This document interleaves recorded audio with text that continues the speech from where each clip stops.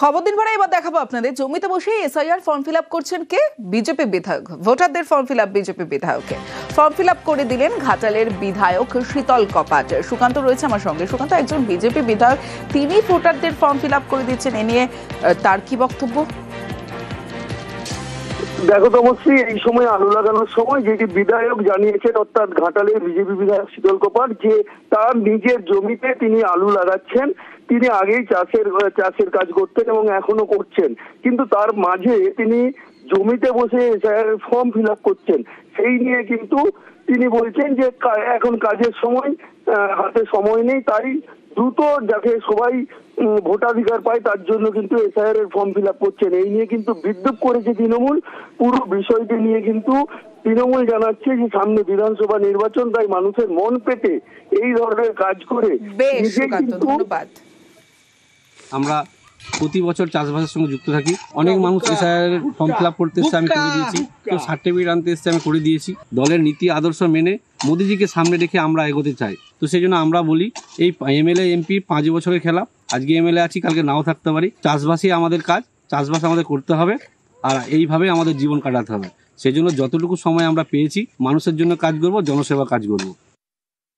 অনেক নাট্যকার দেখেছি, ড্রামা ওয়াইজ দেখেছি। ঘাটালের বিধায়ক শীতল কপাট দেখছি তিনি কখনো মাঠে চলে যাচ্ছেন, আলু লাগাচ্ছেন চাষিদের সঙ্গে, কখনো গিয়ে উনুনে গিয়ে সেখানে রমণীরা রান্না করছে, তিনি নাকি সাহায্য করছেন। তো এমএলএর এত নাটক করার কোনো দরকার নেই।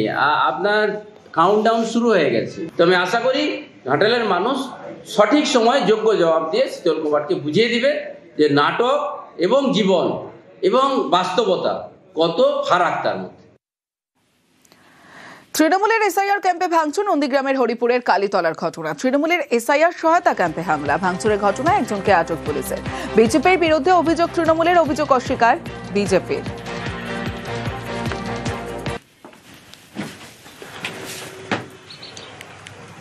তৃণমূলের এসআইআর ক্যাম্পে ভাঙচুর, নন্দীগ্রামের হরিপুরের কালীতলার ঘটনা। তৃণমূলের এসআইআর সহায়তা ক্যাম্পে হামলা, ভাঙচুরের ঘটনায় একজনকে আটক পুলিশের। বিজেপির বিরুদ্ধে অভিযোগ তৃণমূলের, অভিযোগ অস্বীকার বিজেপির। প্রত্যেকটা জায়গায় বিভিন্ন পরিকল্পনার মাধ্যমে ভাঙার চেষ্টা করছে বিজেপি। কোনো জায়গায় যখন রাতের অন্ধকারে কেউ থাকছে না তখন ভেঙে দিচ্ছে। সাধারণ মানুষ যাতে এই ক্যাম্পগুলো ভেঙে দিলে যাতে এই সহায়তা না পায় সেই চেষ্টাটা করছে বিজেপি।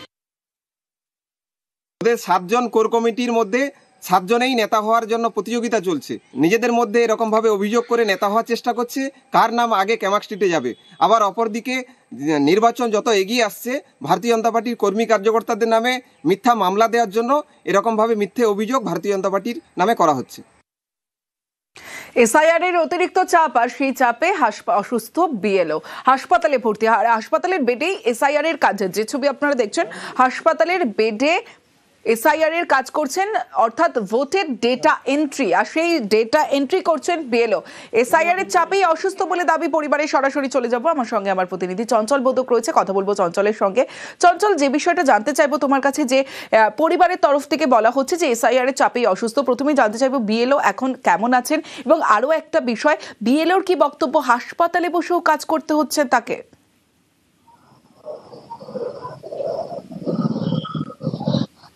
দেখো, একবারে যেভাবে নির্বাচন কমিশন বিএলওদের উপরে কাজ চাপিয়ে দিচ্ছে, তাতে বাধ্য হয়ে কিন্তু তাকে হাসপাতালের বেডে বসে কিন্তু ডেটা এন্ট্রির কাজ করতে হচ্ছে।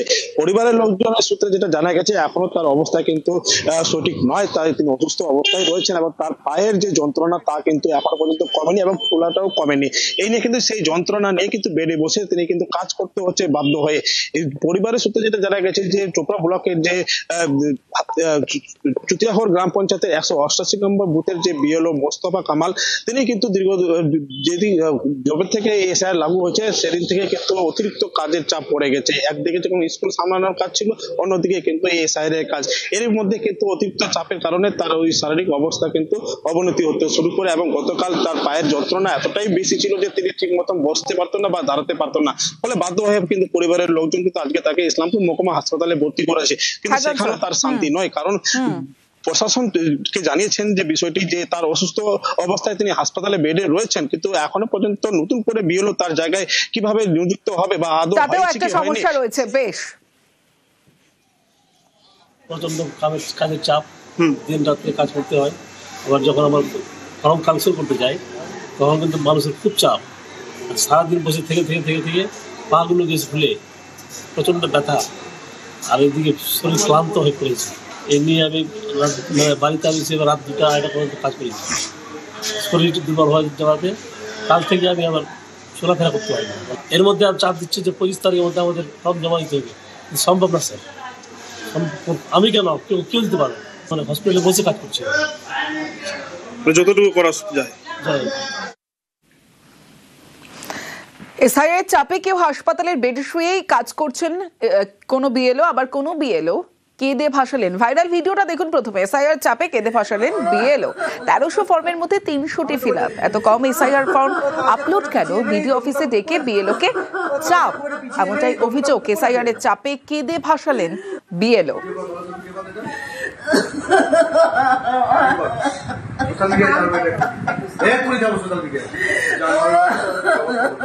সরাসরি চলে যাব, সোমনাথ রয়েছে আমার সঙ্গে, সোমনাথের সঙ্গে কথা বলবো। সোমনাথ, একটা বিষয় একটু জানতে চাইবো যে এই যে বিএলও, তিনি কি কোনোভাবে শারীরিকভাবে অসুস্থ? তিনি কি এত কাজের চাপ নিতে পারছেন না? তিনি কি জানিয়েছিলেন বিডিওকে যে তিনি কাজটা করতে পারছেন না? কারণ 1300-র বদলে মাত্র 300 ফর্ম ফিল আপ করেছেন তিনি। হ্যাঁ দেখো, একটি ভিডিও দেখাই, আমাদের দেখানোই হচ্ছে যে সোশ্যাল মিডিয়ায় ভাইরাল হয়েছে, সেই ভিডিওর যে ভাইরাল হয়েছে বিএলওর ভিডিও, সে দেখা যাচ্ছে যে অজস্র জোরে তিনি কাঁদছেন। তিনি তার দায়িত্ব ছিল পান্ডুয়া ব্লকের বাটিকা বৈচি গ্রাম পঞ্চায়েতের পশ্চিম পাড়ার 41 নম্বর বুথে, সেখানে 1300 ফর্ম তিনি পেয়েছেন। 1300 ফর্মের মধ্যে তিনি 300 ফর্ম ফিল আপ অনলাইনে সাবমিট করতে পেরেছেন।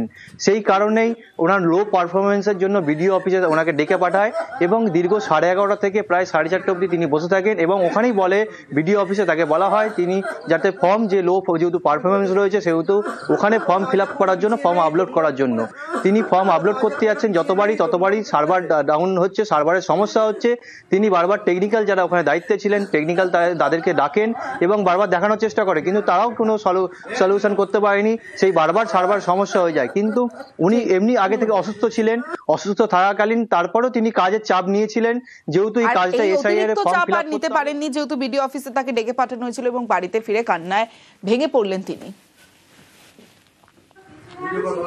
আমি গিয়ে বললাম, দেখুন আমাকে কেন ডেকেছেন, আমার কাজটা ডিলে হয়েছে এই কারণে, আমি অ্যাডিশনাল বিএলও পরে পেয়েছি আপনাদের টেকনিক্যাল ফল্টের জন্য। তো বললো না, আপনার এন্ট্রি কম আছে, ওই জন্য আপনাকে ডাকা হয়েছে, আপনি এখানে বসে সব করবেন। ওখানে সেই আমি আমার অ্যাডিশনাল বিএলও এন্ট্রি করছি, তো করতে করতে সেই একই প্রবলেম ঘুরছে, সার্ভার ডাউন। আমার 10 বছর আগে থেকে অ্যাক্সিডেন্ট হয়েছিল, এই অ্যাক্সিডেন্টের পর থেকে কিন্তু আমার নিউরোসাইকিয়াট্রিস্টকে দেখাতে হয়, মেডিসিন নিতে হয়। এত কিছু মেডিসিন নেওয়ার পরও কিন্তু আমি এই কাজ থেকে অব্যাহতি চাইনি। সুপারভাইজার বললেন ওনাকে ছেড়ে দিন, উনি অসুস্থ, তা সত্ত্বেও কিন্তু এই ব্যাপারটা ডিলে করলো ওরা, যার জন্য আমি বাড়িতে এসে আমি খাবারটুকু খেতে পারি, আমাকে পরিবারের লোকেরা খাবারটাকে মেডিসিনটা দেওয়ার চেষ্টা করে।